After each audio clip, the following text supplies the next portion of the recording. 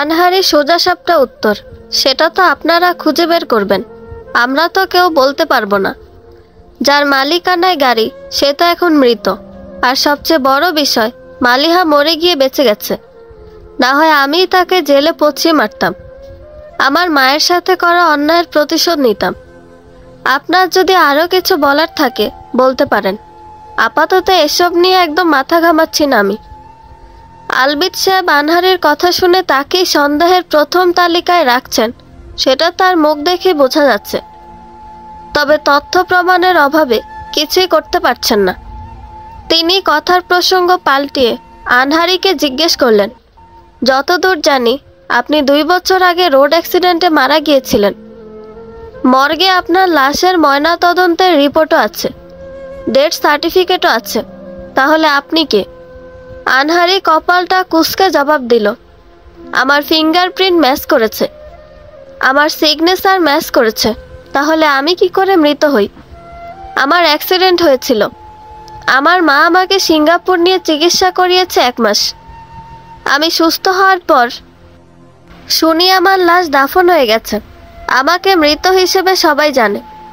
আমারও বেশ অভিমান চাপে। মাকে বলেছিলাম এখান থেকে আমি অন্য দেশে যাব, তারপর সেখানে পড়াশোনা শেষ করে 2 বছর পর আসব।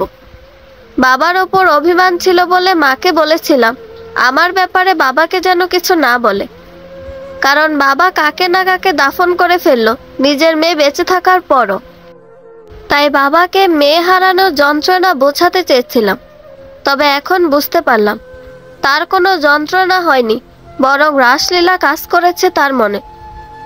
আমি মৃত নই।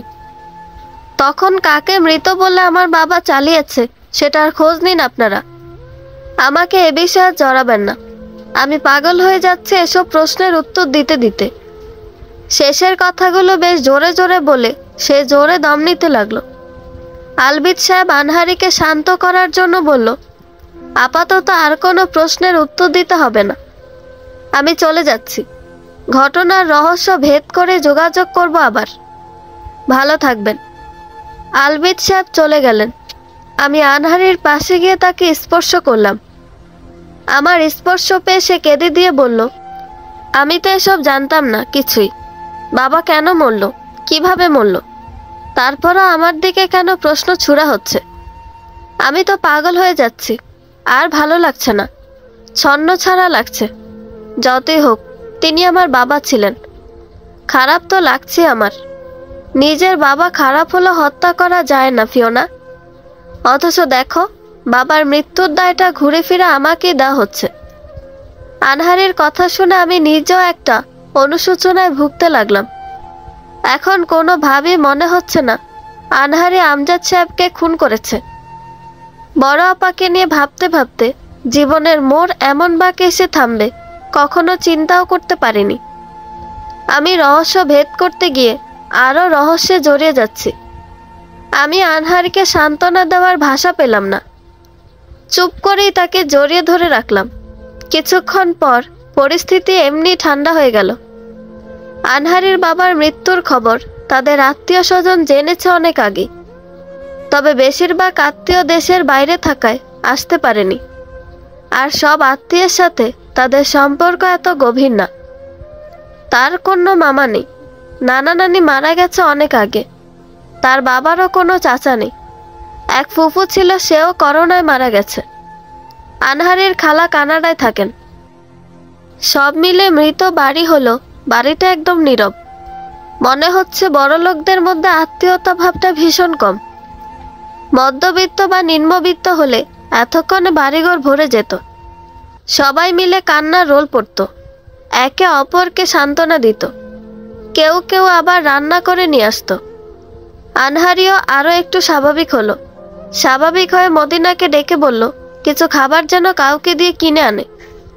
মদিনা মাথা নেড়ে টাকা নিয়ে খাবার কিনতে গেল।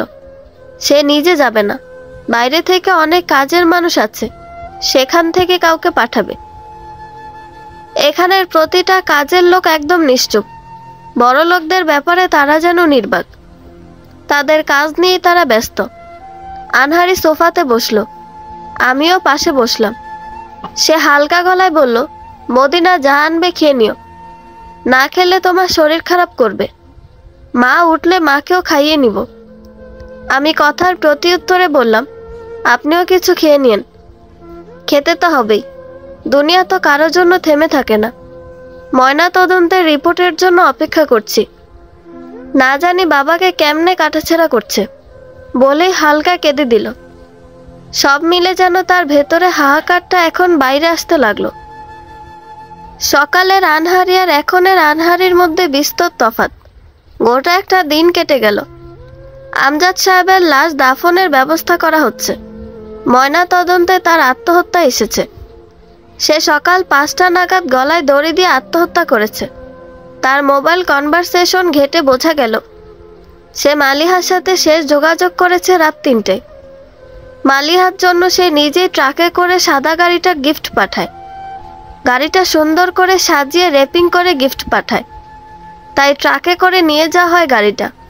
রাত হয়, সিসি ক্যামেরায় ট্রাকের নম্বর পাওয়া যায়নি, তবে ট্রাক কে চালিয়েছে সেটা পাওয়া গেছে।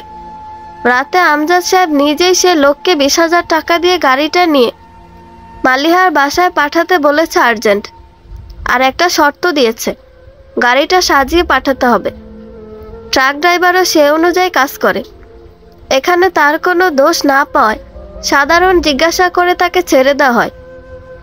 মালিহার একটা গোপন ভিডিও আসে রাত 2:30 যে নম্বর থেকে আসে সেটাও মালিহার নামে রেজিস্টার করা। ধারণা করা গেছে মালিহার সাথে রাত কাটানো ছেলেটাই ভিডিওটা পাঠিয়েছে। ছেলেটার খোঁজ এখনো মিলেনি। ভিডিও দেখে হয়তো মালিয়াকে খুন করার জন্য গাড়ির ব্রেক কেটে তাকে গিফট করেছে। নিজের ভালোবাসার মানুষকে খুন করার প্ল্যান করে নিজেও জীবন দিয়েছে। এতটুকুই ধারণা এবং তথ্যের ভিত্তিতে প্রমাণ করা গেছে। আমি এসব শুনে ভাবতে লাগলাম, মানুষের ধারণা সত্যের মধ্যে কত ফারাক। অথচ আমি নিজের চোখে দেখেছি আমজাদ সাহেব গাড়ির ব্রেক কেটেছে আনহারিকে মারার জন্য। অথচ সকাল হতে না হতে ঘটনার কি রোমাঞ্চকর মোড় নিল। মন চাচ্ছে মুখ ফুটে আমি সবটা বলি, তবে সাহসে কুলাচ্ছে না। থানা পুলিশ আমি ভীষণ ভয় পাই। আলবিদ সাহেব আনহারিকে সকল তথ্য দিয়ে লাশ হস্তান্তর করে চলে গেলেন। আমজাদ সাহেবের লাশ দাফনের জন্য কবরস্থানে নেওয়া হলো। স্বাভাবিক নিয়মেই তার লাশ দাফন হলো, অথচ আপার লাশটা জঙ্গলে কবর দিতে হয়েছিল। সে করুণ দৃশ্য আমার চোখে ভাসতে আমার চোখ গড়িয়ে পানির নামে। টাকার কাছে যেন সবাই নত হয়। দেখতে দেখতে একটা সপ্তাহ কেটে গেল। লাবণী জোহা তার স্বামীর মৃত্যুতে যতটা না কাতর, তার চেয়ে বেশি কাতর তার স্বামীর বিশ্বাসঘাতকতায়। পরিস্থিতি এখন অনেকটা স্বাভাবিক। আমার পরিবারের সাথে আমার যতবার কথা হয়েছে আমি বেশ স্বাভাবিকভাবেই বলেছি। তাদের বুঝিয়েছি আমি আমার চাকরির জায়গায় ভালো আছি। এবার আমাদের কুরগাঁও যাওয়ার পালা। কাল সকালেই কুরগাঁও যাওয়ার জন্য রওনা দিব আমরা। পরিকল্পনা তো আগে সেট ছিল, এখন একটু মডিফাই করা হয়েছে কেবল। আমার মনে এটাই বাজছে, আপার ছবিটা যে পাঠিয়েছে সে কি এখন কুরগাঁও আছে? তার নাম কি? সেখানে গেলে কি তাকে খুঁজে পাবো? আনহারিকে গ্রামের মানুষ দেখে কিভাবে নিবে? কি হবে? আপার অত্যাচারকারীরা কেমন আছে? গ্রামটা কি আগের মতো আছে? এসব ভাবতে ভাবতে ঘুমিয়ে গেলাম। সকালটা শুরু হলো 1 কাপ চা দিয়ে। চা নাস্তা করে লাবণী জোহাকে বলে আমরা বের হলাম। গাড়িটা রওনা দিয়েছে কুরগাঁওয়ের দিকে। ঠিক সে সময় গাড়ির পাশ ঘেঁষে সেই কালো বিড়ালটা দৌড়ে গিয়ে মিলিয়ে গেল। আমার ভেতরে প্রশ্ন জাগলো, এই বিড়ালটাকে কেন আমি বারবার দেখছি? এটা কিসের সংকেত? ঠিক তখনই গাড়িটা চলতে শুরু করলো। তবে বিড়ালটাকে আবার গাড়ির সামনে দেখলাম, একইভাবে এসে মিলিয়ে গেছে।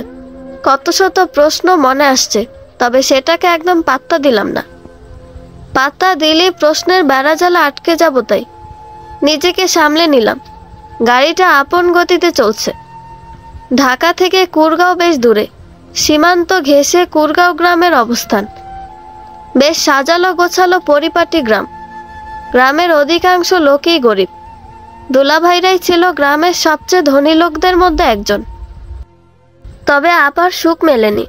টাকায় কখনো সুখ হয় না। সুখ কপালে থাকা লাগে। সুন্দরী মেয়ের কপাল যে সুন্দর হবে তার কোনো ভরসা নেই। জগতে অনেক কালো মেয়েকে দেখেছি বড় ঘরে বিয়ে হতে, স্বামীর ভালোবাসা পেতে, শ্বশুরবাড়ির সম্মান পেতে, কিন্তু অনেক ফর্সা সুন্দর মেয়েকেও দেখেছি বড় আপার মতো যন্ত্রণা পেতে। এ সমাজে আরেকটা ভুল প্রচলিত, সবাই মনে করে মেয়ে ফর্সা মানেই কপাল ভালো, ভালো করে বিয়ে হবে, কালো মানে এ মেয়েকে নিয়ে অনেক ভুগতে হবে। অথচ কপাল আল্লাহ লেখেন। সুখ দুঃখ কালো ফর্সায় হয় না, বিয়েও কালো সাদার উপর নির্ভর করে না, নির্ভর করে আল্লাহর উপর। যার রিজিক যেখানে আছে সেখানে হবে, এটা নিয়তির লেখা, এটা খণ্ডানো যাবে না। এই যে আমি দেখতে দুধে আলতা, আমার গায়ের রং একদম ফর্সা, পড়াশোনা ভালো, আমি রেজাল্টও ভালো, আমার চাকরির প্রস্তুতি নিচ্ছি, চাকরি হয়তো হয়েও যাবে। তবে এসবগুলো গুণ ঢাকা পড়ে গেছে আমার বড় আপার মৃত্যুকে ঘিরে। মনে হচ্ছে বড় আপার ডিভোর্স মৃত্যুটা ভুল, অথচ যারা বড় আপারে হাল করেছে তারা দিব্যি ভালো আছে, তাদের কোনো ভোগান্তি নেই। ভোগান্তি যেন সব আমাদের। ভাবনায় ছেদ পড়ল গাড়ির জোরে ব্রেকে। আনহারি এতই জোরে ব্রেক কষেছে যে আমি সামনের দিকে হেলে পড়েছি। হঠাৎ এত জোরে ব্রেক কষার কারণ খুঁজতে গিয়ে লক্ষ্য করলাম সামনে একটা কালো কুকুর ছিল, আর সেটাকে বাঁচাতে গিয়ে সে এত জোরে ব্রেক কষেছে। আনহারি গাড়ির ব্রেক কষে গাড়ি থামিয়ে বসে রইল স্থির হয়ে কিছুক্ষণ। তারপর আমার দিকে তাকিয়ে বলল, ব্যথা পেয়েছ? আমি কেবল মাথা নেড়ে না করলাম। সে আমাকে পুনরায় বলল, অনেকক্ষণ হলো কিছু খাইনি, আমার ভীষণ ক্ষুধা পেয়েছে। যতদূর বুঝতে পারছি এটা একটা বাজার, এখানে হয়তো খাবার দোকান থাকবে, চলো গাড়ি থেকে নেমে কিছু খেয়ে আসি আগে, এরপর আবার রওনা দিব। আমিও সম্মতি দিয়ে বললাম, চলেন আপু। দুজনেই গাড়ি থেকে নামলাম। এই রাস্তা দিয়ে আমি 12 বছর আগে ঢাকায় গিয়েছিলাম, আর 12 বছর পর এখন আসলাম। কিছুই চিনি না আমি এখানের, শুধু চারপাশটা দেখতে লাগলাম। বাজারটা বেশ পরিষ্কার পরিচ্ছন্ন, দোকানগুলো বেশ সাজানো গোছানো। আনহারি বলে উঠল, এই গ্রামের মানুষ বেশ স্মার্ট, তাই না? কত সুন্দর করে সবকিছু পরিষ্কার রেখেছে। সচরাচর গ্রামের বাজারগুলো এত পরিষ্কার হয় না। আমি তো মোটামুটি অনেক গ্রামই ঘুরেছি, বাজারটা বেশ ভালোই লাগছে, কি বলো? উত্তরে আমি বললাম, আপু, আমাদের গ্রামটাও পরিপাটি ছিল, এখন জানি না কেমন আছে। 12টা বছরে অনেক কিছু পাল্টে গেছে হয়তো। 12 বছরের মধ্যে কখনো ওই গ্রামে যাওনি? না আপু, যাইনি। এত অপমান করেছে যে ওই গ্রাম আমরা যাওয়ার সাহসই পাইনি। আপনি পাশে আছেন বলে যাওয়ার সাহস পাচ্ছি, না হয় হয়তো আপার জন্য আমার মনটা কুড়ে কুড়ে ক্ষত হতো, কিন্তু প্রতিশোধ নেওয়া হতো না, সবাইকে যোগ্য শাস্তি দেওয়া হতো না। আনহারি হাত দিয়ে সামনের দিকটা নির্দেশ করে বলল, চলো ওই খাবারের দোকানটায় বসি, তারপর কিছু অর্ডার করি, যা পাই তাই খেয়ে নিব। আনহারি আর আমি দুজনেই খাবারের দোকানটায় বসলাম। এর মধ্যেই মাঝবয়সী এক লোক এসে আনহারিকে বলে উঠল, অনন্যা মা, কেমন আছো? 5 বছর আগে তুমি যে 50,000 টাকা দিয়ে গিয়েছিলে, সেটা দিয়ে আমাদের এই হোটেলটা এত বড় হয়েছে। বাজারের সবচেয়ে ভালো হোটেল এটা, তোমার নামেই নামকরণ করেছি। তোমার সাথে যোগাযোগের অনেক চেষ্টা করেছি, তবে তুমি আমাকে ঠিকানা বা যোগাযোগ রক্ষা করার মতো কিছু দাওনি বলে পারিনি। লোকটির বয়স 40-এর উঠতে হবে, মাথায় কাঁচা পাকা চুলের সন্নিবেশ, একটি হাত নেই, এক হাতেই তিনি পুরো হোটেল পর্যবেক্ষণ করছেন। অবশ্য কয়েকজন কর্মচারীও রেখেছেন। আমি লোকটির কথা শুনে হোটেলের সাইনবোর্ডটা লক্ষ্য করে দেখলাম, তাতে লেখা অনন্যা বিলাস বাঙালি রেস্তোরাঁ। আমি চমকে গেলাম লোকটি আনহারিকে অনন্যা ডাকাতে। লোকটি যদি আনহারি ডাকতো তাহলে আমার মনে কোনো সংশয় বা প্রশ্ন আসতো না, কারণ আনহারি বিভিন্ন জায়গায় ঘুরেছে। তার পক্ষে এখানে এসে ঘুরে কাউকে 50,000 দিয়ে সাহায্য করাটা অস্বাভাবিক নয়। তবে আনহারিকে অনন্যা বলাতে আমার ভেতরটা কেঁপে উঠছে। আনহারি কি করে অনন্যা হয়, সব গুলিয়ে যাচ্ছে আমার মাথায়। আমার মাথায় কেবল বাজছে, 12 বছর আগে কে মারা গেল? 2 বছর আগে কার অ্যাক্সিডেন্ট হলো? মালিহার কাছে সাদা গাড়িটা কিভাবে গেল? আমজাদ সাহেব কিভাবে মারা গেল? আর এ আনহারি বা কে? সে কি অনন্যা? এই প্রশ্নগুলোর উত্তর আমি কবে পাবো জানি না। এর মধ্যে আনহারি চাচাকে বলে উঠল, আপনার হয়তো কোথাও ভুল হচ্ছে। আমি আনহারি, অনন্যা আমার নাম নয়। অনন্যা হয়তো আপনাকে সাহায্য করেছে, সেও দেখতে আমার মতো। আর আমি তো এ গ্রামে প্রথম এসেছি, আপনি হয়তো ভুল করছেন। এটা হলো অনন্যার বোন। চাচাও চুপসে গেল আনহারির কথা শুনে। আমার দিকে তাকিয়ে বলল, ও আচ্ছা, দুজন দেখতে একই রকম তো, তাই হয়তো ভুল করে ফেলেছে। তারপর আমার দিকে তাকিয়ে বলল, তোমার বোনকে অবশ্যই নিয়ে আসবে। অনন্যা বিলাসে খাওয়া তার হক। আমি তোমার বোনকে একটা বেলা খাওয়াতে চাই। এক হাত না থাকায় কেউ কাজ দিচ্ছিল না, মানুষের দাঁড়ে দাঁড়ে ভিক্ষা করেছে।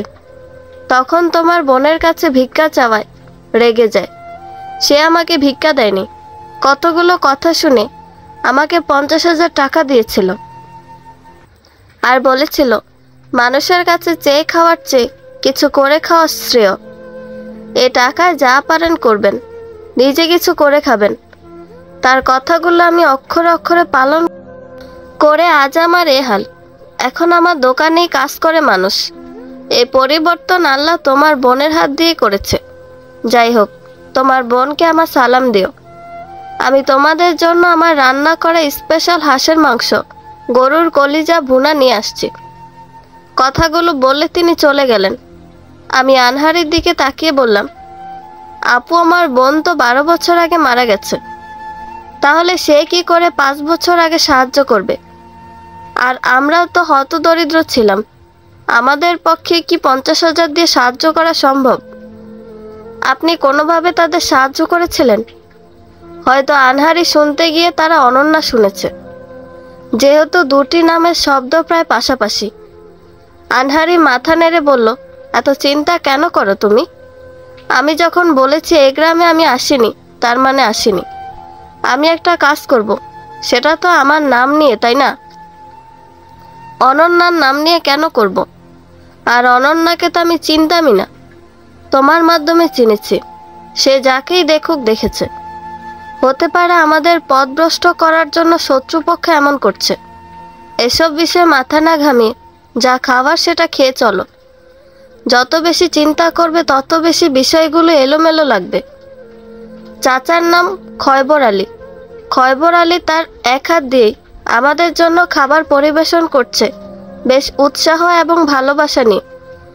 তার এ আবেগে আমি কোনো কমতি দেখছি না, মিথ্যা দেখছি না। আমি যতই ভাবছি ততই গুলিয়ে ফেলছি সব।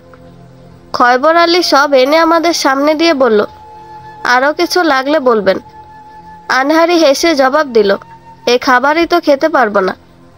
আমি খাওয়া শুরু করলাম, সেও শুরু করলো। খাওয়াটা বেশ মজার ছিল।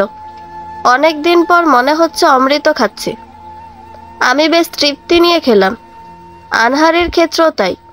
খাওয়া শেষে আনহারি বিল দিতে নিলে তারা বিল নেয়নি, জোর করেও তাদের দেওয়া যায়নি। তাই বিল না দিয়ে আমরা চলে আসলাম। গাড়িতে উঠে আবারও রওনা দিলাম কুরগাঁওয়ের পথে। গাড়িটা চলতে চলতে কুরগাঁওয়ে থামলো সন্ধ্যায়। গ্রামটা একদম বদলে গেছে, পুরো গ্রামের হালতই বদলে গেছে। আনহারি আর আমি গাড়ি থেকে নামতেই মাগরিবের আজান পড়ল, আর সেই সাথে গল্পের নতুন মোড় নিল। চারপাশের আজানের ধ্বনিতে মুখরিত। গ্রামটা একদম পাল্টে গেছে। আগের মতো কেউ আর গরিব নেই, সবারই মোটামুটি টাকা হয়েছে। বেশিরভাগ টাকা এসেছে বিদেশে গিয়ে খেটে।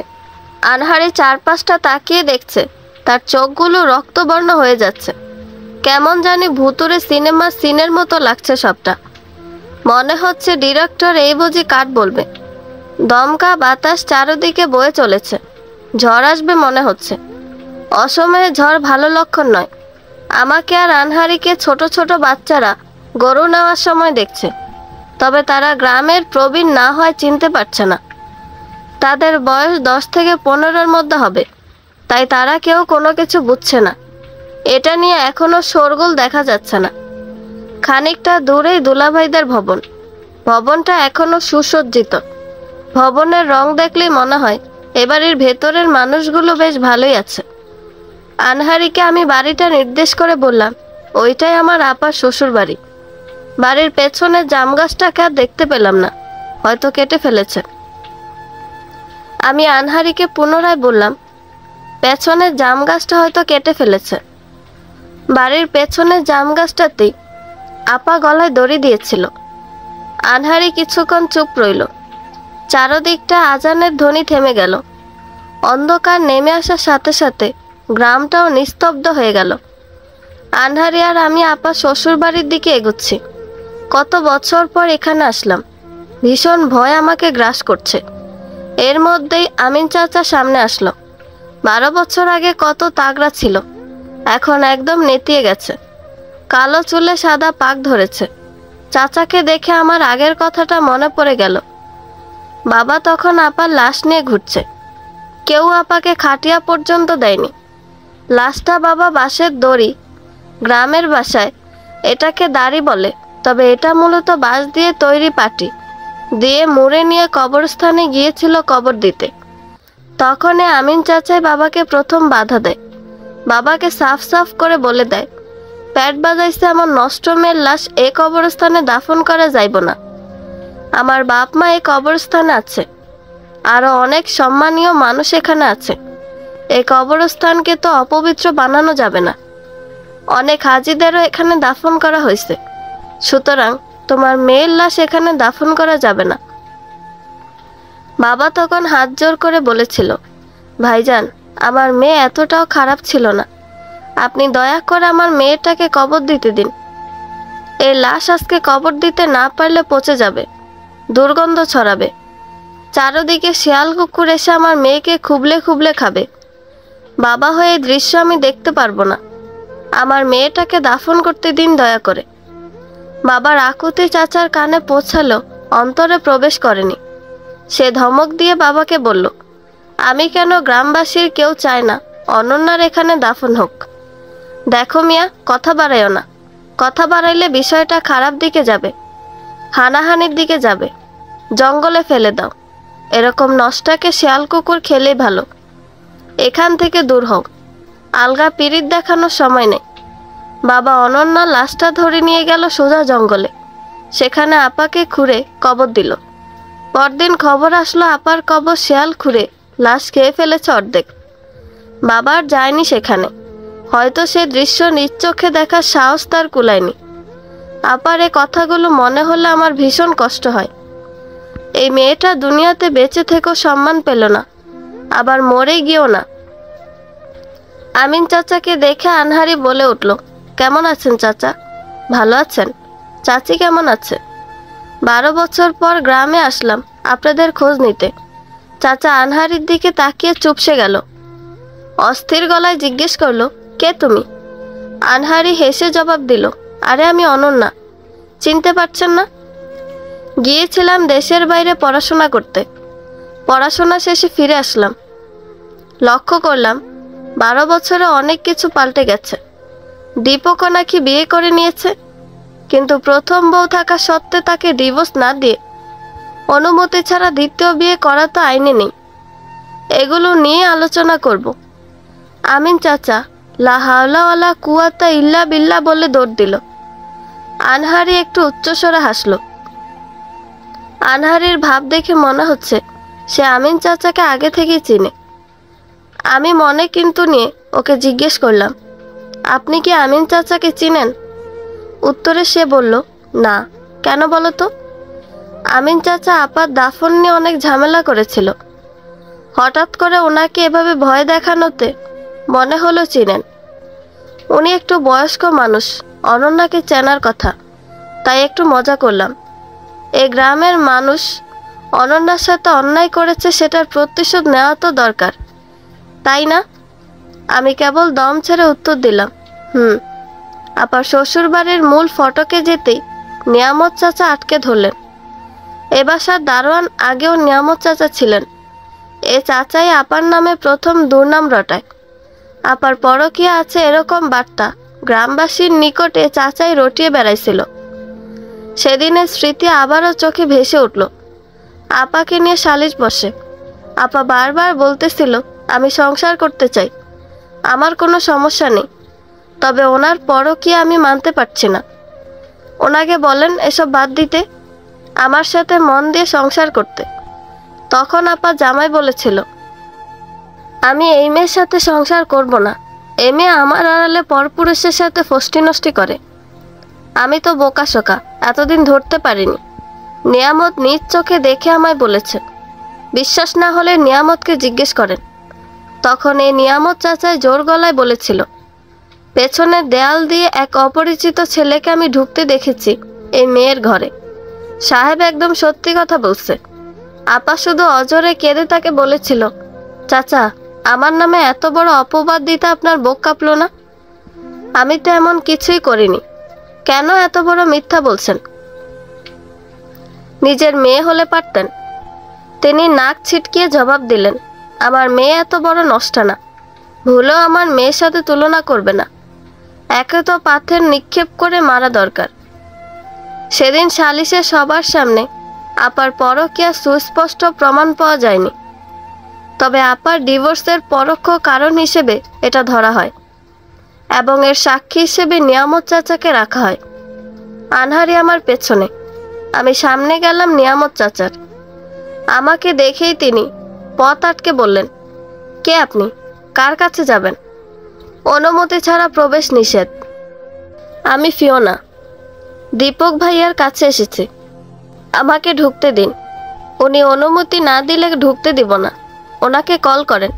ঠিক সেই মুহূর্তে আনহারি পেছন থেকে এসে বলল নিয়ামত চাচা, আমি দীপকের বউ অনন্যা, আমার নিশ্চয়ই এ বাড়িতে ঢুকতে পারমিশন লাগবে না। ফিওনাকে হয়তো চিনতে পারছেন না, আমাকে তো চিনতে পারছেন। ভালো করে দেখেন আমাকে, আর গেটের সামনে থেকে সরেন। অনেক দূর থেকে এসেছি, ভীষণ ক্লান্ত আমি। নিয়ামত চাচা আনহারিকে দেখে স্তব্ধ হয়ে গেল। এক পলকে তাকিয়ে আছে কেবল, কিছুই সে বলতে পারছে না। মনে হচ্ছে গলা দিয়ে আওয়াজ বের হচ্ছে না। সব মিলিয়ে সে যে ভীষণ ভয় পেয়েছে সেটা বোঝা যাচ্ছে। আনহারি এবার তার হাতে একটা ধাক্কা দিয়ে বলল সরেন তো, আমাকে ঢুকতে দিন। বলেই ঢুকতে নিল আনহারি, সাথে আমিও। ঠিক এই মুহূর্তে বোমার বিস্ফোরণের মতো নিয়ামত চাচা চেঁচিয়ে উঠল, আর এখান থেকে আনহারি আর আমার নতুন লড়াই শুরু হলো। নিয়ামত চাচার চিৎকার শুনে ভেতর থেকে সবাই হৈ হৈ করে বের হলো। আপার ননদ আঞ্জুমান সবার প্রথম বের হলো। আঞ্জুমানও বেশ নেতিয়ে গেছে, বুড়ি হয়ে গেছে বোঝা যাচ্ছে। তার সাথে একটা ছোট বাচ্চা মেয়ে দাঁড়ানো। মেয়েটির বয়স 7 বছরের মতো হবে, হয়তো এটা আঞ্জুমানের সন্তান। আঞ্জুমানের সাথে তার জামাই বের হয়েছে। আপার শাশুড়ি বের হয়েছে পরপরই। আপার শাশুড়ি বেশ বৃদ্ধ হয়ে গেছে। এতটুকু রাস্তা আসতে তার ভীষণ সময় লেগেছে। আগের মতো শক্তি হয়তো তার শরীরে নেই। একটা সময় সবাইকে এ অবস্থানে যেতে হয়, কিন্তু জোয়ান অবস্থায় এটা সবাই ভুলে যায়। আপার কষ্টের মূল কাহিনী রচনা করেছিল এ মহিলা। সব বৃদ্ধ দেখলে সম্মান আসে না মন থেকে। কিছু কিছু বৃদ্ধ দেখলে বমিও আসে, ঘৃণাও আসে। তার মধ্যে একজন হলো আপার শাশুড়ি। দীপক ভাইয়াও এসেছে, সাথে একটি মেয়ে নিয়ে, কম বয়সী মেয়ে। বুঝতে পারছি না এটাকে। দুলাভাই যাকে বিয়ে করেছিল সেটা অন্য মেয়ে ছিল। এই মেয়েকে এটাই জানার বিষয় এখন। সবাই এসে প্রথমে নিয়ামত চাচার দিকে তাকিয়ে জিজ্ঞেস করলো কি হয়েছে, এভাবে চেঁচিয়ে উঠলি কেন? ভর সন্ধ্যা এভাবে চিৎকার করার মানে কি? নিয়ামত চাচা ঢোক গিলা আনহারির দিকে ইশারা করলো। এবার সবাই আনহারিকে দেখে চমকে গেল। আঞ্জুমানের স্বামী সেখানেই ফিট হয়ে পড়ে গেল। শাশুড়ি স্তব্ধ হয়ে তাকিয়ে আছে। দীপক হা করে তাকিয়ে থেকে আমতা আমতা করে জিজ্ঞেস করলো অনন্যা, তুমি বেঁচে আছো? আনহারি হেসে জবাব দিল আপনাকে সারপ্রাইজ দিব বলেই বেঁচে আছি। বাইরে থেকে পড়াশোনা শেষ করেছে। আমি আবার কবে মরলাম? তাহলে জাম গাছে কে গলায় দড়ি দিয়েছিল?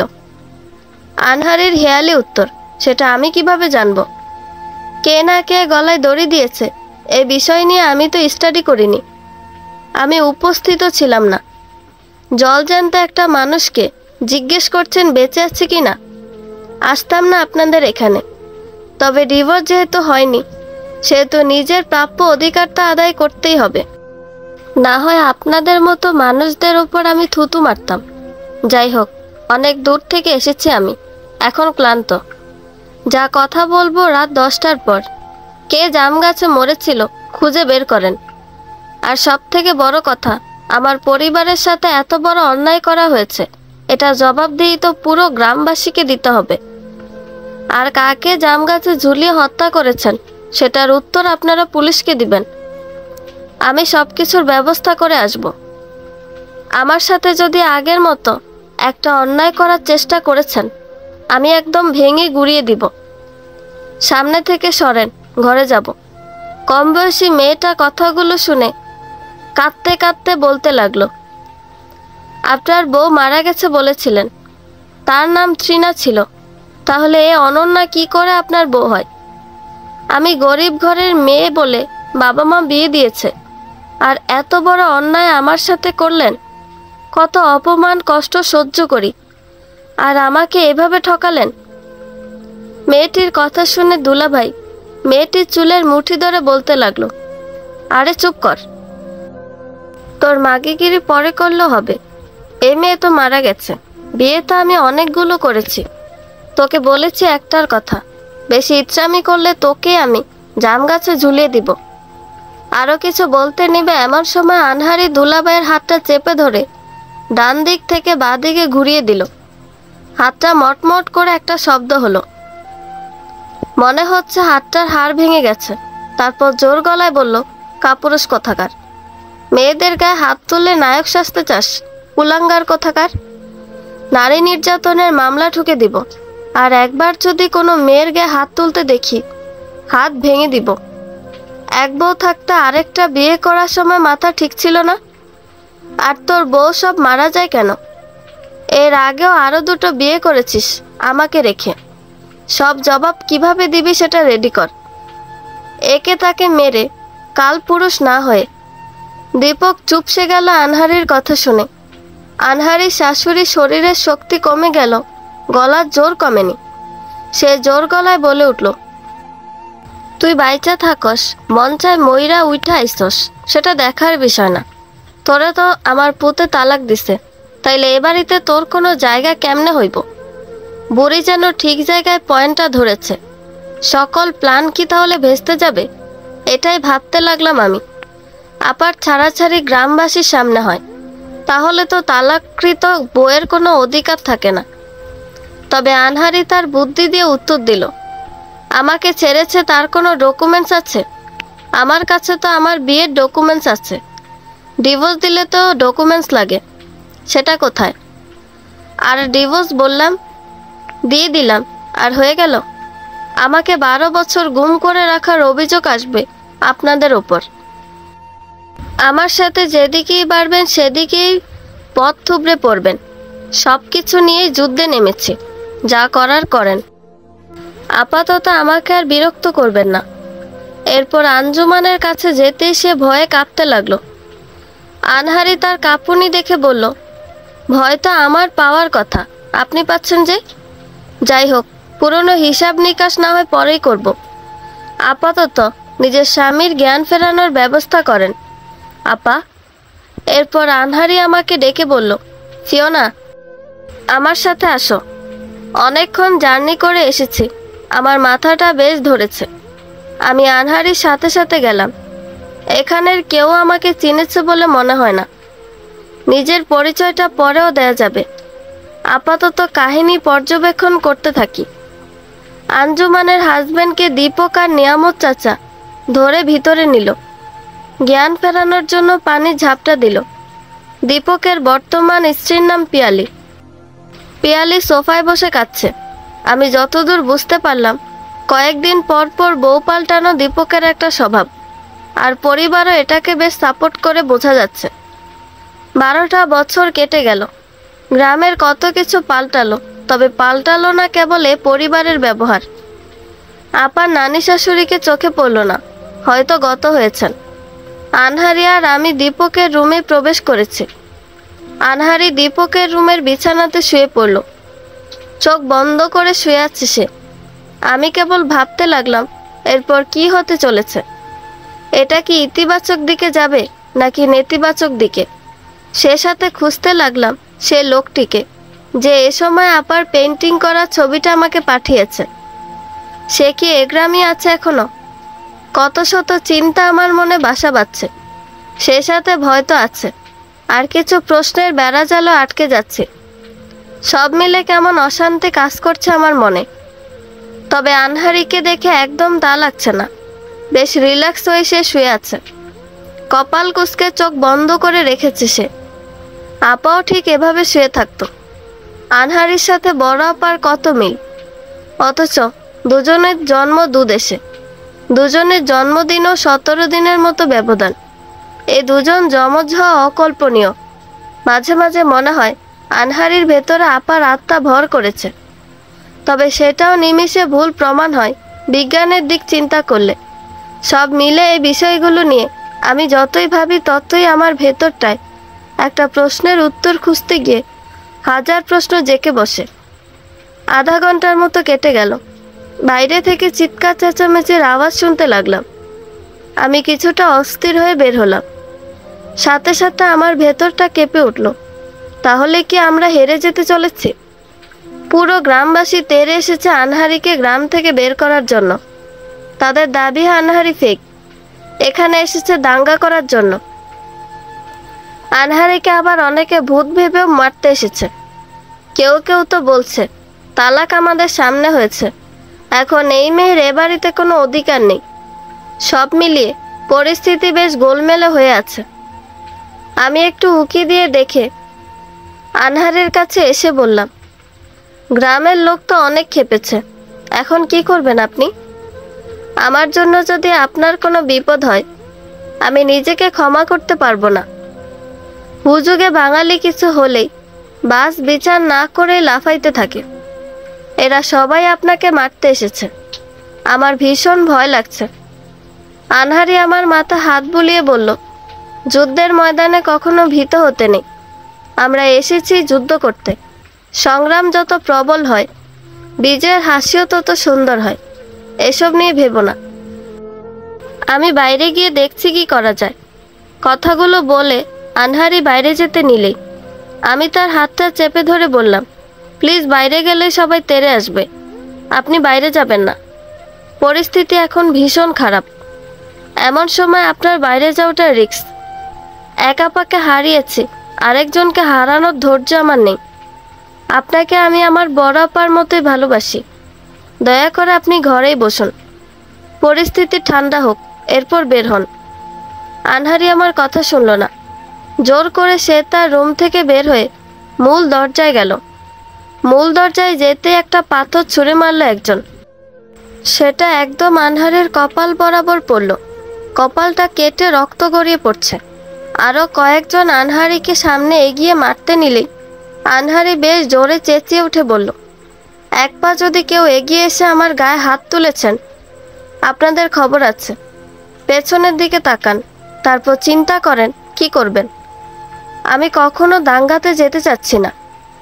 আপনাদের যদি সন্দেহ থাকে তাহলে সেটা সুষ্ঠুভাবে উপস্থাপন করুন। আমিও ফেক না সেটার প্রমাণ দিব।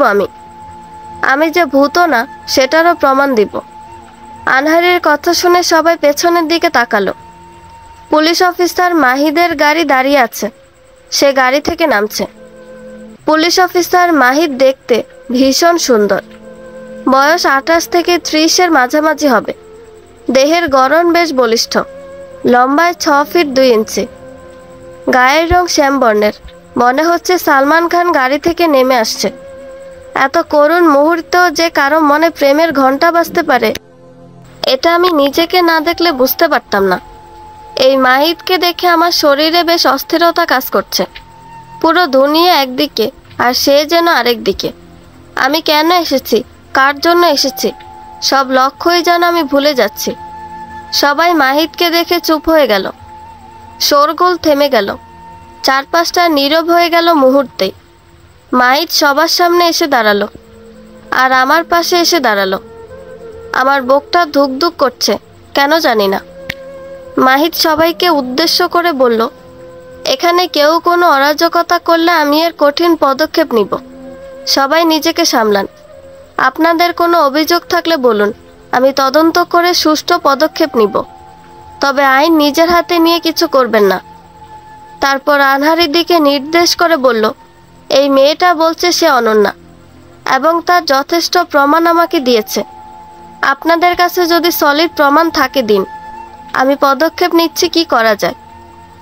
আঞ্জুমান পাশ থেকে বলে উঠল, আমার ভাইয়ের বউ জাম গাছে গলায় দড়ি দিয়ে মারা গেছে 12 বছর আগে। তার ময়না তদন্ত হয়, এমনকি তার দাফনও হয়ে যায়। এই মেয়েটা আমার ভাইকে ফাঁসিয়ে টাকা নেওয়ার জন্য এমন করছে। অফিসার মাহিদ ব্রুটা কুঁচকে বললেন, অনন্যা যথেষ্ট যোগ্য। তার আশ্রিত মা তাকে যে পরিমাণ জায়গা সম্পত্তি দিয়েছে সেটা আপনার ভাইয়ের তুলনায় 10 গুণ। আপনারা অত্যাচার করে এই মেয়েকে বাড়ি থেকে বের করে দিয়েছেন কৌশলে। অজানা শহরে তাকে বিক্রি করে দিয়েছিলেন। সেখান থেকে লাবণী জোহা নামক একজন বিশিষ্ট ব্যবসায়ীর মেয়ে তাকে নিজের মেয়ের মতো উদ্ধার করে লালন পালন করে। বিদেশ থেকে পড়াশোনা করে আসে। তার যোগ্যতাও আছে টাকা ইনকাম করার জন্য। দেখতে শুনতেও সে সুন্দরী। তাহলে শুধু শুধু এরকম ব্লেম দেওয়া তো উচিত না। এখন আপনারা কেন অনন্যাকে 12 বছর আগে দালালের কাছে বিক্রি করে দিয়েছেন সেটার জবাব দিবেন।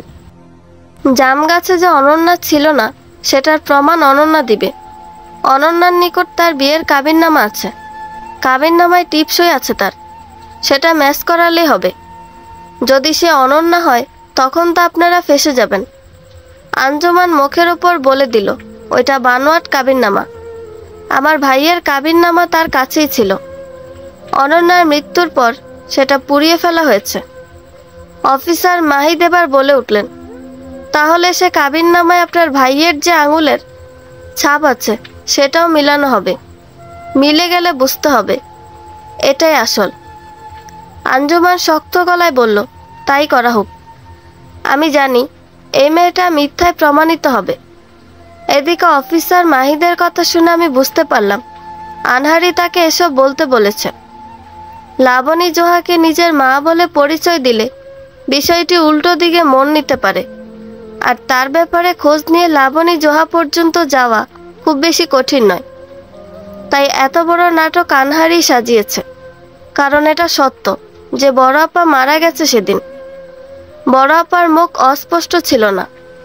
অস্পষ্ট থাকলে হয়তো সংশয় থাকতো মনে।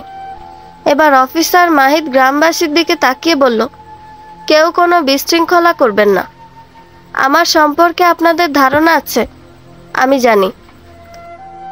অন্যায়ের ব্যাপারে আমি একদম আপোষ করি না।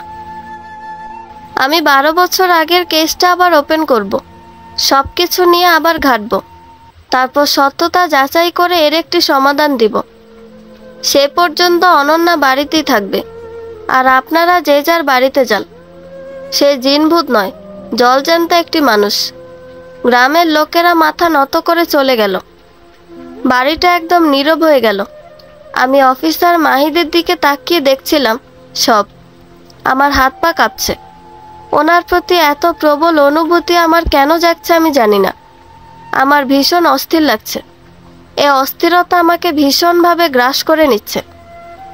মাহিদ সাহেব আনহারির দিকে তাকিয়ে বলল, আমার সাথে হাসপাতালে চলুন।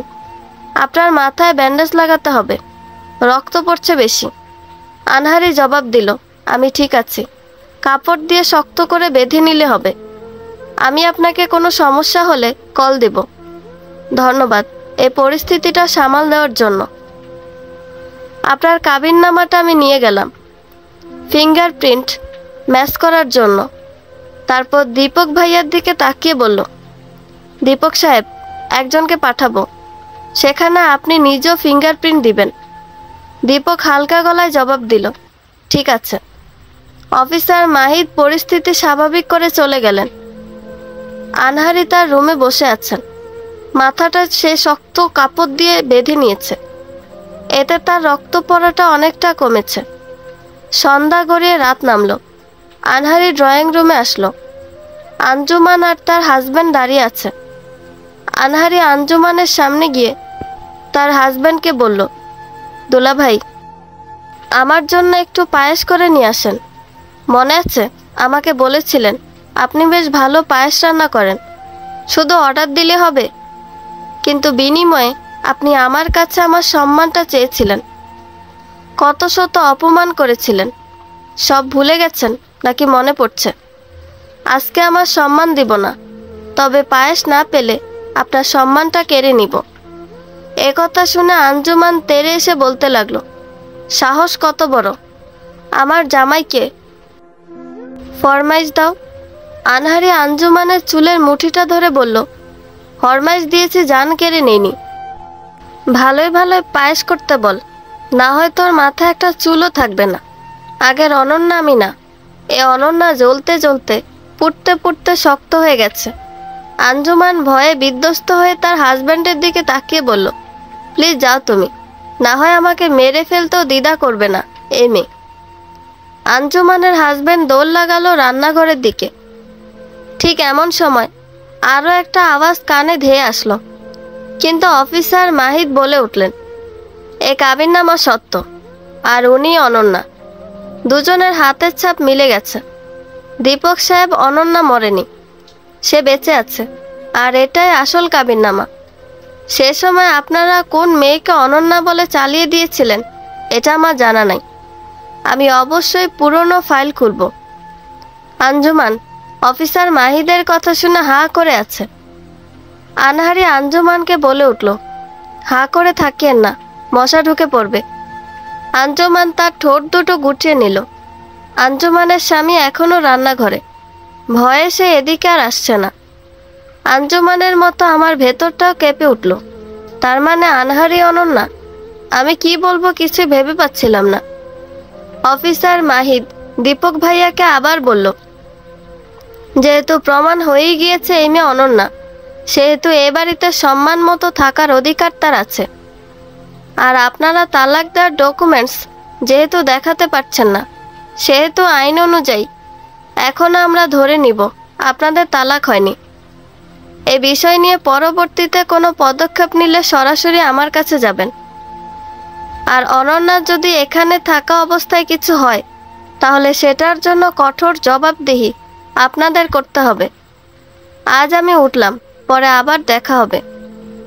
অফিসার মাহিদ চলে গেলেন। যাওয়ার সময়টা আমার ভীষণ মন খারাপ হচ্ছিল। মনে হচ্ছিল জোরবদ্ধ কোনো জিনিসকে আলাদা করা হচ্ছে। যাদের আলাদা করাতে এক পক্ষ ভীষণ কষ্ট পাচ্ছে, আরেক পক্ষ মুক্তি পাওয়ার নেশায় খুশি হচ্ছে। অফিসার মাহিদ চলে যাওয়ার পর আনহারির রুমে প্রবেশ করলো। আমি এবার আনহারির দিকে তাকিয়ে রইলাম। সত্যিই কি এটা অনন্যা? যদি অনন্যা হয়, তাহলে আনহারির হাতের ছাপের সাথে কিভাবে ম্যাচ হলো? আর যদি আনহারি হয়, তাহলে অনন্যার হাতের ছাপের সাথে কিভাবে ম্যাচ হলো? দুটো আলাদা মানুষ, আলাদা জায়গায় জন্ম, তাদের সব কিছু তো এভাবে মিলে যাওয়ার কথা না। আমার তাকিয়ে থাকা দেখে আনহারি বলে উঠল, আমার সাথে অনন্যার ফিঙ্গারপ্রিন্ট কিভাবে ম্যাচ হয়েছে সেটাই ভাবছো তো? আমি অনন্যা কিনা আবার মনে প্রশ্ন জেঁকে ধরেছে তো।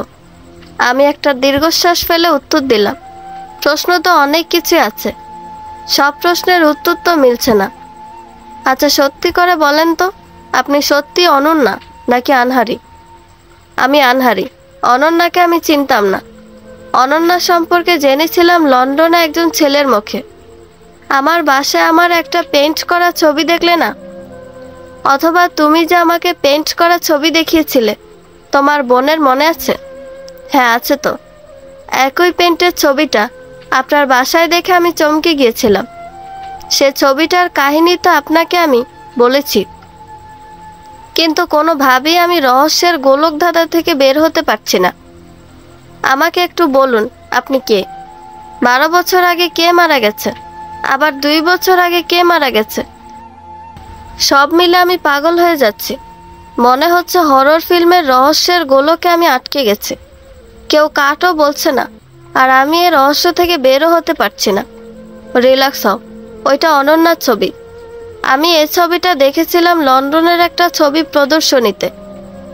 সেখানে অনেক ধরনের ছবি প্রদর্শন করা হচ্ছিল, আর চড়া দামে সেগুলো চাইলে কেউ কিনতে পারত। এ ছবিটা সেখানের বেস্ট ছবি হিসেবে ঘোষিত হয়। আমি সে জায়গায় ঘুরতে গিয়েছিলাম। নিজের ছবি ওই জায়গায় দেখে আমি হতভম্ব হয়ে পড়ি। এটা কি করে সম্ভব তাই ভাবছিলাম। একদিকে ভালো লাগছিল, অপরদিকে রাগও লাগছিল, কারণ পারমিশন ছাড়া আমার ছবি প্রদর্শন করায়। আমি সেখানে ক্লেম করি বিষয়টি। সাথে সাথে ছবির আর্টিস্টকে আনা হয়। ওনার নাম বিভোর। দেখতে 8-10টা সাধারণ ছেলের মতো। খুব একটা লম্বা নয়, আবার আহামরি সুন্দর নয়, তবে সুদর্শন। জানো তো, সুন্দর আর সুদর্শনের মধ্যে বেশ তফাৎ আছে। ছেলেটি দেখতে বেশ মানানসই ছিল। উনি আসার পর আমাকে দেখে চমকে যান। আমি ওনাকে দেখা মাত্রই সরাসরি জিজ্ঞেস করলাম, আমার পারমিশন ছাড়া আমার ছবি কেন প্রদর্শন করেছেন? আমার পারমিশন ছাড়া আমার ছবি অঙ্কন করাও তো আপনার অপরাধ। তখন সে জানায় সে অনন্যা নামের একটি মেয়ের ছবি এঁকেছে। ছবিটি তার বাল্যকালের এক বন্ধুর। সে তাকে ভীষণ পছন্দ করত। সে ভালোবাসার ব্যাকুলতার জন্য এই ছবিটি সে এঁকেছে। সে তার ভালোবাসা প্রদর্শনের জন্যই ছবিটা এখানে এনেছে। বিষয়টি একদম আমি বিশ্বাস করতে পারছিলাম না। তখন সে তাদের স্কুলের কিছু ছবি দেখায়, আর সেটাতে অনন্যা উপস্থিত ছিল। সে সময় মাকে কল দিয়ে বিষয়টি জানালে মা জানায় আমার কোনো যমজ বোন নেই। আমি দেশের বাইরে জন্ম নিই, কারণ আমার মায়ের অবস্থা বেশ জটিল ছিল, তাই চিকিৎসার জন্য দেশের বাইরে রাখা হয়। তখন এটাই ভেবে নিয়েছিলাম, একরকম দেখতে 7 জন মানুষ হয়, এখানে তো মাত্র 1 জন পেলাম, আরও 5 জন বাকি। সেখান থেকে অনন্যার গ্রামের বাড়ির নাম জানি। আর সেদিন জিজ্ঞেস করেছিলে না আমি কিভাবে গ্রামের নাম জানলাম? সেখান থেকে জেনেছিলাম, তবে তোমাকে বলা হয়নি। প্রথমে তোমাকে বিষয়টি বলিনি, কারণ অনেক কিছুই জড়িয়েছিল এখানে। আমি আগে সত্যতা বুঝতে চেয়েছিলাম। আজকে তোমার প্যারেশানি দেখে বললাম। আমার খুব ইচ্ছা ছিল অনন্যার সাথে দেখা করব, তবে যখন দেশে আসলাম তখন অনন্যা মারা গেছে। এরপর থেকে আমার দেশের বাইরেই বেশিরভাগ সময় কেটেছে। এর মধ্যে দেশে আসি। আসার পর আমার অ্যাক্সিডেন্ট হয়। অ্যাক্সিডেন্ট হওয়ার পর আবার দেশের বাইরে যাই, এবং দেশের বাইরে থেকে ফিরে এসে জানতে পারি নিজের বাবাই আমাকে হত্যা করতে চেয়েছিল। জীবন অনেক কিছু শেখায় ফিওনা। রহস্যকে উপভোগ করতে শেখো। এই যে আনহারি নাকি অনন্যার যে রহস্যটা তোমার মনে ঝেঁকে বসেছিল, সেটা তো এখন দূর হলো। আস্তে আস্তে সকল রহস্যের পর্দা ফাঁস হবে। তবুও কিছু ধোঁয়াশা আমাকে ধরে বসলো। তাহলে 2 বছর আগে কে মারা গেল? আর চাচার দোকানে 5 বছর আগে কে গিয়েছিল? অনন্যা আনহারির বাইরেও কি কোনো সত্তা আছে যেটা আমার চোখ আড়াল করে যাচ্ছে? আমি আবারও বলে উঠলাম, আপার সাথে আপনারা তো মিল কিভাবে? আর অনন্যার ফিঙ্গারপ্রিন্টের সাথেই বা ম্যাচ হলো কি করে? আর ওই ছেলেটি কে ছিল? তার এ নাম ছাড়া কি আরও নাম ছিল? তার কি কোনো ছবি আছে? আনহারি হালকা দম নিয়ে আমার মাথায় হাত বুলিয়ে দিয়ে বলল, খেলার ময়দানে সব গোপন ফাঁস করতে নেই ফিওনা। দেয়ালেরও কান আছে। খেলা শেষ হলে না হয় জানিয়ে দিব ফিঙ্গারপ্রিন্ট কিভাবে ম্যাচ হলো। আর ওই ছেলেটির নাম আমার জানা নেই। আমি কেবল ওই সময় ওই ছবিটি অনেক দাম দিয়ে সেখান থেকে কিনেছিলাম। এরপর তার সাথে আমার যোগাযোগ হয়নি। হয়তো সেই যোগাযোগের পথটা বন্ধ করে দিয়েছে। যাই হোক, প্রসঙ্গ পাল্টাই এবার। আমি যাই, দেখে আসি আঞ্জুমানের হাজব্যান্ড কেমন পায়েস বানিয়েছে। কথাটা বলে আনহারি রুম থেকে বাইরে গেল। আঞ্জুমানের মেয়ে তখন বের হলো। আঞ্জুমানের মেয়ে একটা কাগজ নিয়ে খেলছিল। মেয়েটির নাম তরি। হঠাৎ করে আনহারির চোখ পড়ে সে কাগজের দিকে। আনহারি কাগজটা তরির হাত থেকে নেয়। তরি বেশ শান্ত বাচ্চা হয় কাগজ না ফিরিয়ে দেওয়ার জেদ ধরেনি। আনহারি কাগজটা হাতে নিল। আমি রহস্যের গন্ধ পেয়ে আনহারির কাছে আসি। আনহারি কাগজটা হাতে নিয়ে লক্ষ্য করলো এটা একটা রিপোর্ট। রিপোর্টটা দীপকের। আর দীপক কোনোদিন বাবা হতে পারবে না, এটা তারই রিপোর্ট। রিপোর্টটা দেখার পর আমার ভেতরটায় এত জোরে অজানা একটা আঘাত হানা দিল, যেটা সইতে ভীষণ কষ্ট হচ্ছে। দীপক যদি কখনো বাবা হতে না পারে, তাহলে বড় আপার পেটে কার সন্তান ছিল? এটা নিশ্চিত হওয়া যাচ্ছে এ আনহারি অনন্যা নয়। তাহলে যে মারা গেছে সে অনন্যা। তাহলে অনন্যা কি করে প্রেগনেন্ট ছিল? আমার ভেতরটায় কেমন জানি বিষাদের সুর বেজে উঠছে। আপার কোনো অবৈধ সম্পর্ক আছে ভাবতেই কেমন যেন গা শিউরে উঠছে।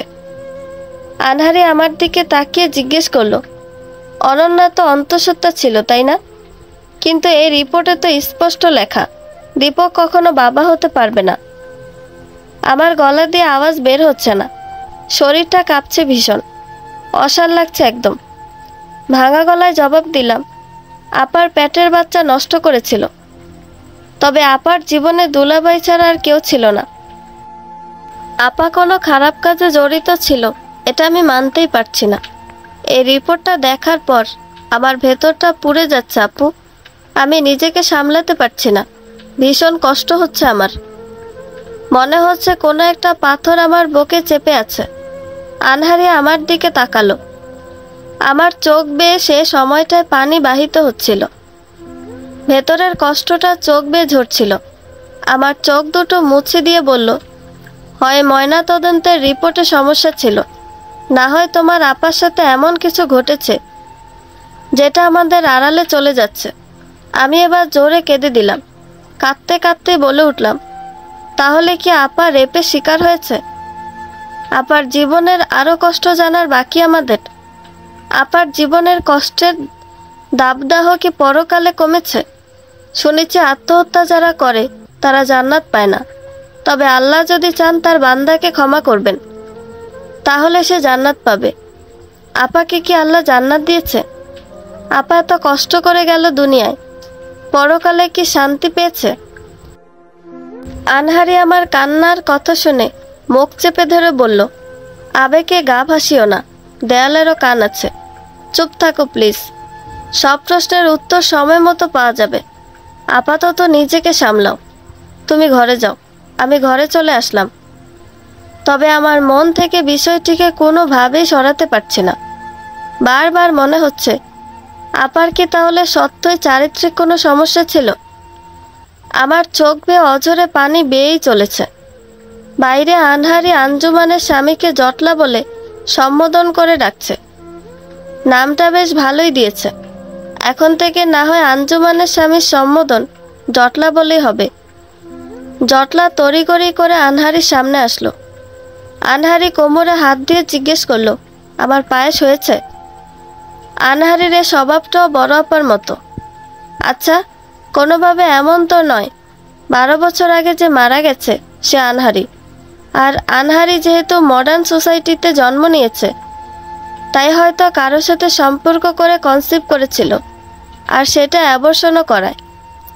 হয়তো কোনোভাবে আনহারি আর অনন্যার মধ্যে ওলটপালট হয়, আর এদিকে আনহারিকে অনন্যা ভেবে শত্রুপক্ষ খুন করে, আর অনন্যা বেঁচে যায়, আর অনন্যা সেখানে আনহারি হয়েই থেকে যায়। এসব ভেবেও আমার ভাবনা আবার উল্টো মন নেয়, কারণ আনহারি অনন্যা হলে অন্তত আমাকে একটাবার হলেও বলতো। আমাকে লুকিয়ে তার তো কোনো লাভ নেই। সকল প্রশ্ন, চিন্তা, রহস্য যেন আমাকে পাগল করে দিচ্ছে। চাইলেও আমি এগুলো থেকে বের হয়ে আসতে পারছি না। ভীষণ যন্ত্রণা হচ্ছে আমার। গাটা বেশ গরম হয়ে গেছে মুহূর্তে, জ্বর আসবে বলে মনে হচ্ছে। এদিকে জটলা আনহারির কথা শুনে পায়েস নিয়ে আসলো, আর আনহারি জটলার পায়েস নিজে মুখে না দিয়ে জটলাকে বলল, আমি তো মুখে পায়েস দিব না, তুই আগে দে। না জানি কি মিশিয়ে দিয়েছিস পায়েসে, আমি তো পরক না করে খাবো না। জটলা মুখ বাঁকিয়ে বলল, রান্না করেছি এটাই অনেক, এখন আবার খেতে পারবো না। খেলে খা, না খেলে না খা। আনহারি রেগে চটে গিয়ে বলল, তুই খাবি না, তোর ঘাড়ে খাবে। এ প্লেট এখন শেষ করবি, না হয় পুলিশ এনে অভিযোগ দিব এ প্লেটে বিষ মিশিয়ে আমাকে খাওয়াতে চাচ্ছিস। জটলা একদম বেঁকে বসেছে যে খাবে না। সে এটা জেদ ধরেই করছে, বোঝা যাচ্ছে। আনহারিও কম যায় না। অফিসার মাহিদকে আবার কল দিল। অফিসার মাহিদ আসবে শুনে আমার অস্থির মনটা একটু শান্ত হলো। একটু শীতলতা মনটা স্পর্শ করে গেল। জটলাকে সোফায় বসিয়ে রেখেছে, আনহারিও সোফায় বসে আছে। মিনিট 20-এর মধ্যে অফিসার মাহিদ চলে আসলো। এসেই বেশ রসাত্মক সুরে বলল, আমি তো আপনাদের পারিবারিক ড্রামায় পড়ে গেলাম। এতবার থানা থেকে এ বাসায় আসতে হচ্ছে, কি আর বলবো। এক কাজ করুন, এ বাসায় আমাকে থাকার ব্যবস্থা করুন। আমি না হয় এ বাসায় থেকে আপনাদের পারিবারিক ড্রামা দেখি। অফিসার মাহিদের কথা শুনে আমি একটু হাসলাম। এই মানুষটাকে দেখলে আমার ভীষণ আপন লাগে। মনে হয় আমার অস্থির মনটা একটু সুখের ছন্দ হয়ে এই মানুষটাই আসতে পারে। আনহারি বেশ রেগে বলল, এটা আপনার ডিউটি, দায়িত্ব তো আপনাকে পালন করতেই হবে। আর এই যে জটলা আমাকে বিষ খাইয়ে মারতে চাইছে, তাই আপনাকে নিয়ে আসলাম। জটলা বেশ উঁচু গলায় বলল, আমি একদম কিছু করিনি। এই মেয়েটা আমাকে ফাঁসাতে যাচ্ছে। আমাকে দিয়ে জোর করে পায়েস বানিয়েছে, এখন বলছে খেতে। যে সময় যাচ্ছে, এখন পায়েস খাওয়ার রুচি আমার যাচ্ছে না। এর জন্য এত কাহিনী। আমি পায়েস বানিয়েছি, আমাকে কেন খেতে হবে? তোর যদি সন্দেহ হয় তুই খাবি না। শুধু শুধু এত নাটকের তো দরকার নাই। অফিসার মাহিদের উপস্থিতিতে সবাই চলে আসলো ড্রয়িং রুমে। এবার আপার শাশুড়ি রেগে গিয়ে বলল, এই ডাইনিটা আসার পর থেকে জ্বালাচ্ছে, আমাদের জীবনটা খেতে এসেছে। জামাই বাবা যে পায়েস বানিয়ে দিয়েছে, এটাই তো অনেক বড় বিষয়। অফিসার মাহিদ সাহেব, একে দয়া করে এ বাসা থেকে বের করার ব্যবস্থা করুন। টাকা পয়সা যা লাগে দিচ্ছি। অফিসার মাহিদ এবার একটু চটে গিয়ে বললেন, আমি কি ঘুষ খাই নাকি? মুখ সামলে কথা বলুন। আইন যা বলে সেভাবেই কাজ করতে হবে। আর সবচেয়ে বড় কথা, সন্দেহ এসেছে যেহেতু, এত ঘুরিয়ে পেঁচিয়ে না নিয়ে একজন পায়েস খেলেই তো প্রমাণ হয়ে যায়। আপার শাশুড়ি এবার রেগে গিয়ে পায়েসের বাটিটা নিয়ে কয়েক চামচ পায়েস খেয়ে নিল। তারপর গড় গড় করে বলল, আমার কি কিছু হয়েছে? এই ডাইনি শুধু শুধু বদনাম করছে আমাদের। আমি প্রথমেই বুঝতে পেরেছিলাম পায়েসে কিছু নেই, কারণ এত অল্প সময়ে পায়েসে কিছু মেশানোর মতো অবস্থায় তারা ছিল না। অফিসার মাহিদ এবার আনহারির দিকে তাকিয়ে বলল, শুধু শুধু এসব ব্যাপারে পুলিশ কল দিবেন না। পুলিশের অনেক কাজ থাকে। আপনাদের পারিবারিক ড্রামা সবতে পুলিশ এসে মেটাবে না। স্বাভাবিক বিষয়গুলোকে এত বড় করবেন না। কথাগুলো শেষ করতেই আনহারি আঙুল দিয়ে ইশারা করে আপার শাশুড়িকে দেখালো। আপার শাশুড়ি মাটিতে ঢলে পড়েছে, মুখ দিয়ে রক্ত বের হচ্ছে। জটলা এবার সেখানে আপার শাশুড়ির কাছে গিয়ে চমকে গেল। জোর গলায় বলল, এটা কি করে সম্ভব? আমি তো পায়েসে কিছু মেশাইনি। মেশালে তো আমি আম্মাকে খেতে দিতাম না। আনহারি এবার মাহিদের প্রশ্নের উত্তরে বলল, আমি এমনি এমনি কাউকে ডাকি না, যথেষ্ট কারণ ছাড়া। এবার প্রমাণ হলো তো? অফিসার মাহিদ জটলাকে জিজ্ঞেস করলো, আপনি যদি না মেশান আর কে মেশাতে পারে? পায়েসের বাটি রেখে কি কোথাও গিয়েছিলেন? আমি এক নাগারে দাঁড়িয়ে রান্না করে নিজ হাতে পায়েস নিয়ে আসি, কোথাও যায়নি। আমার হাতে বাটি রেখে পায়েসে কি কেউ কিছু মেশাতে পারবে? এ অনন্যা নয়, এ অনন্যার ভূত। হয়তো ভূত হয়ে সে কিছু মিশিয়েছে। ধরাধরি করে আপার শাশুড়িকে হাসপাতালে নেওয়া হলো, আর পায়েসটা নেওয়া হলো ল্যাবে টেস্ট করার জন্য। আমি শুধু ভাবছিলাম হচ্ছেটা কি। সবকিছুর বাইরে কিছু একটা ঘটছে, যেটা আমার চোখকেও আড়াল করে নিচ্ছে। কারণ আনহারি রান্নাঘরে এর মধ্যে যায়নি যে পায়েসে কিছু মেশাবে। আর জটলার পক্ষে এত তাড়াতাড়ি কিছু মেশানো সম্ভব নয়। আমি ক্লান্ত মনে বসে আছি। প্রশ্নরা সব আমাকে ঘিরে ধরেছে। কখন যে সময় কেটে গেল বুঝতে পারিনি। সকাল 11টা বাজে। হাসপাতাল থেকে খবর আসে আপার শাশুড়ি কোমায় চলে গিয়েছে। আর ল্যাব থেকে যা খবর আসে তা শুনে আমি একদম চমকে উঠি। সত্যিই কি এটা সম্ভব? পায়েসে পটাশিয়াম সায়ানাইড পাওয়া গেছে। এটা সাধারণ কোনো যৌগ নয়। এটা খাবারের সাথে সেবন করলে মৃত্যু ঝুঁকি 95%। এটি বর্ণহীন, দেখতে লবণের মতো। খুব সহজেই খাবারের সাথে মেশানো যায়। আর মেশানোর পর খাবারের স্বাদের কোনো পরিবর্তন হয় না। গন্ধহীন হয়, খাবারের ঘ্রাণেরও কোনো পরিবর্তন হয় না। এটা সহজে কেউ পাওয়ার কথা না। যে কোনো দোকানে কিনতে পাওয়া যায় না। বড় বড় ওষুধের কোম্পানিগুলোতে এই যৌগ থাকে। অনেক সময় গহনার দোকানগুলোতে এটা পাওয়া যায়। যে কেউ চাইলেও এটা হুট করে সংগ্রহ করতে পারবে না, আর এটা সেবনের সাথে সাথে রিয়াকশন হয় না। 5 থেকে 15 মিনিট সময় নেয়, এরপর অজ্ঞান হয়ে যায় রোগী। এই জন্যই আপনার শাশুড়ির পায়েস খাওয়ার সাথে সাথে কিছু হয়নি, একটু পর প্রতিক্রিয়া শুরু হয়েছিল। এটা অসম্ভব যে জটলা এটা মুহূর্তের মধ্যে সংগ্রহ করে খাবারে মিশিয়েছে। আর আনহারি পুরোটা সময় আমার সামনে ছিল, তাকে আমি রান্নাঘরে প্রবেশ করতে দেখিনি। সুতরাং এতটুকু আমি নিশ্চিত এটা আনহারিও খাবারে মেশায়নি। তবে মিশিয়েছে কে? জটলাকে আপাতত পুলিশ হেফাজতে রাখা হয়েছে। জটলাকে যখন পুলিশ নিয়ে যাচ্ছিল তখন আঞ্জুমান পুলিশের পায়ে ধরে অনুরোধ করলো তাকে যেন গ্রেফতার করা না হয়। তার মায়ের এই অবস্থার জন্য সে দায়ী নয়, আর তারা কোনো অভিযোগও দায়ের করতে চায় না। দীপকও পুলিশকে একই কথা বলল। তবে আনহারি তার শাশুড়ির পক্ষ থেকে সুষ্ঠু বিচারের জন্য একটা মামলা করেছে, যার দরুন শত চেষ্টার পরও জটলাকে পুলিশের হাত থেকে বাঁচানো সম্ভব হলো না। পুলিশ জটলাকে ধরে নিয়ে গেলে আঞ্জুমান আনহারির পা চেপে ধরে কাঁদতে কাঁদতে বলল, আমার স্বামী ছাড়া এই দুনিয়ায় আমার আর কেউ নেই। আমার মেয়ে বাপ ছাড়া হবে, আমার থাকার মতো জায়গা নেই। বাপের বাড়িতে একমাত্র অবলম্বন আমার স্বামী, আমাদের মা। আমরা বুঝবো বিষয়টি। আমার স্বামীর বিরুদ্ধে মামলা উঠিয়ে নাও প্লিজ। আমি বড় হয়ে তোমার পায়ে ধরছি, আমার মাথা গোঁজার ঠাঁইটা কেড়ে নিও না এভাবে। আমার সন্তানকে বাবা থাকা সত্ত্বেও এতিম করো না। আমি একটা এতিম মেয়ে হয়ে তোমার পায়ে ধরছি। মেয়ে হয়ে একটা মেয়ের এত বড় ক্ষতি করো না দয়া করে। আঞ্জুমানের কথা শুনে আনহারি বেশ হেসে হেসেই বলল, আপা, এক স্বামী গেলে আরও স্বামী পাবেন। আপনার তো খুশি হওয়ার কথা, নতুন নতুন স্বামীর আদর পাবেন। দুনিয়ায় কি একটাই ছেলে? ছেলের অভাব নেই, আরও ছেলে পটিয়ে বিয়ে করে নেন। আপনার বাবা টাকা রেখে গেছে, টাকা ঢালুন, অনেক কচি ছেলে চলে আসবে। আনহারির কথা শুনে আঞ্জুমান রুষ্ট গলায় বলে উঠল, একজন মেয়ে হয়ে আরেকটা মেয়েকে এসব বলতে লজ্জা লাগছে না? তুমি কি মানুষ? আনহারি এবারও হেসে হেসে জবাব দিল, মানুষ ছিলাম, তবে অমানুষ তো বানিয়েছেন আপনারা। 12 বছর আগের কথা ভুলে গেছেন? এত সহজে সব ভুলে গেলে হবে? আপনি একজন মেয়ে হয়ে আমাকে এসব বলেছিলেন, তখন কি আপনার বিবেকে বাঁধেনি?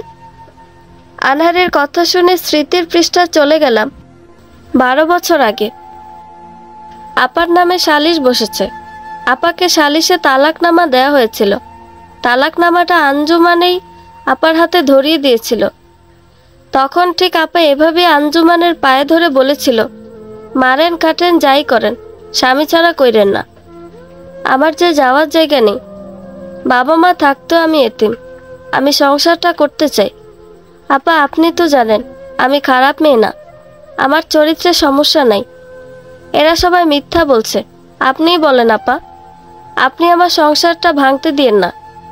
একটা মেয়ে হয়ে মেয়ের কষ্ট তো আপনি বুঝবেন আপা। দয়া করুন আমার ওপর। আল্লাহর ওয়াস্তে আমি কোনো ভুল করলে মাফ করে দেন। আমার কলিজা এভাবে আঘাত করেন না আপা। আমি আপনার ছোট বোনের মতো, আমার সাথে এত বড় অন্যায় করতে দিয়েন না। দীপক ছাড়া আমার জীবনে কেউ নাই। তখন আঞ্জুমান লাথি দিয়ে আপাকে পা থেকে সরিয়ে বলেছিল, তোর মতো মেয়ের পোলার অভাব হবে নাকি? একটা গেছে আরও পাবি, নতুন নতুন পোলার সঙ্গ পাবি। তোর তো খুশির দিনই আসছে। আপা ঠিক আঞ্জুমানের মতোই অবাক হয়ে বলেছিল, একটা মেয়ে হয়ে আরেকটা মেয়েকে এভাবে বলতে খারাপ লাগলো না? আঞ্জুমান তখন মুখ বাঁকিয়ে চলে গেল। আজকে যেন সে ঘটনার পুনরাবৃত্তি হলো, শুধু চরিত্রের বিপরীত প্রতিফলন ঘটেছে। কিভাবে যেন আপার অত্যাচারীরা ঠিক আপার মতোই শাস্তি পাচ্ছে। আঞ্জুমানের এই হাল দেখে আজকে মনে ভীষণ শান্তি লাগছে। আঞ্জুমান এবার নড়ে চড়ে বসলো, আনহারের পা ছাড়িয়ে গুটিসুটি মেরে রইল। তারপর আবার বলল, আমি সে সময়টায় ভুল করে ফেলেছি। মানুষই তো ভুল করে অনন্যা। আমি তো ভুল করে ফেলেছি, এখন তো চাইলেও শুধরানোর সুযোগও নেই। আমাকে ক্ষমা করে দাও। আমি নিজেও তো তাদের হাতে জিম্মি ছিলাম। স্বামীর কিছু ছিল না, তাই বাধ্য হয়ে বাপের বাড়ি থাকি। এখন যদি মা ভাইয়ের কথা না শুনতাম তাহলে তো আমাকেও বের করে দিত। নিজের পায়ের মাটি শক্ত করতে আমি এমনটা করেছি। আনহারি মাটিতে থুতু ফেলে বলল যে স্বামীর আপনাকে খাওয়া পড়ার ব্যবস্থা করার সাহস নেই, শ্বশুর বাড়ির সম্পত্তি নিয়ে বাহাদুরি করে। সে স্বামীর জন্য কাঁদছেন? যে স্বামীর জন্য মা ভাইয়ের বান্দি হয়ে থাকতে হয়েছে, সে স্বামীর জন্য আপনার এত মায়া লাগছে? যার চরিত্রের ঠিক নেই তাকে আপনি বাঁচাতে চাচ্ছেন, তার জন্য আপনার এত মায়া, আর আমি কিছুই করিনি? তখন আমাকে আপনিই সবচেয়ে বেশি কষ্ট দিয়েছেন। তখন তো একটা মেয়ে হয়ে মেয়ের পাশে দাঁড়াতে পারতেন।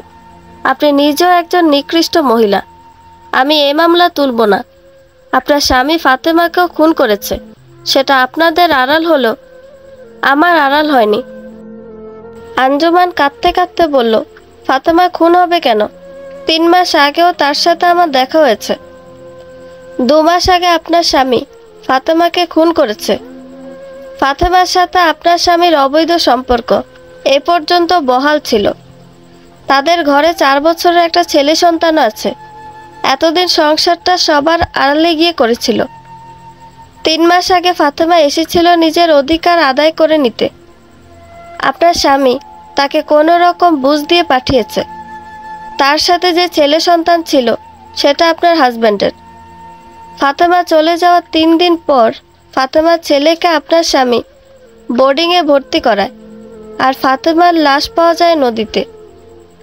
ফাতেমার পরিচিত এই দুনিয়ায় ওই রকম কেউ না থাকায় ফাতেমার লাশটা বেওয়ারিশ বলে দাফন করা হয়। এমন একটা মানুষের জন্য কাঁদছেন যে আপনাকে দিনের পর দিন ঠকিয়েছে। আঞ্জুমান বসা থেকে শুয়ে পড়ল। বাচ্চাদের মতো গড়াগড়ি করে কাঁদতে কাঁদতে বলতে লাগলো, আমি এটা বিশ্বাস করি না, এটা কোনোভাবেই সম্ভব না।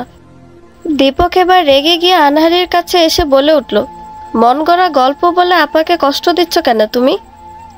তোমার নাটকগুলো বন্ধ করবা? ফাতেমাকে যে দুলাভাই মেরেছে তার কি প্রমাণ আছে তোমার কাছে? আর ফাতেমার বাচ্চা যে দুলাভাইয়ের, সেটার কোনো ভিত্তি আছে? আনহারি অট্ট হাসল। অট্ট হেসে এবার যা বলল তা শুনে আমার হাত পা রীতিমতো কাঁপছে। বন্ধুরা, গল্পটি ভালো লেগে থাকলে একটা লাইক করে দিবেন এবং গল্প সম্পর্কে কোনো মতামত জানানোর থাকলে কমেন্ট করতে পারেন। গল্পের বাকি অংশ শোনার জন্য চ্যানেলটি সাবস্ক্রাইব করে পাশেই থাকবেন। ধন্যবাদ সবাইকে, ভালো থাকবেন।